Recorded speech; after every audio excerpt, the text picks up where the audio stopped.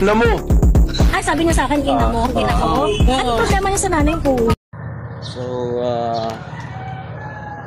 ayaw ko sanang magbigay ng reaction, kaya lang hindi po ako makatiis. So, hindi naman po yung freedom of expression ang problema dito, kundi yung below the belt. So, ang isang tao, pwede mo po siyang criticize pag may sapat na basehan. Pero kung mumura-murahin mo siya ng sobra-sobra, ay hindi po yun ang tama.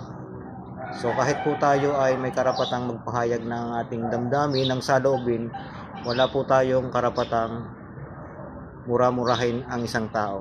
So gaano man kasama ang kanyang ginagawa. At saka syempre, kung wala naman po tayong ebidensya, ay mahirap din po magsalita.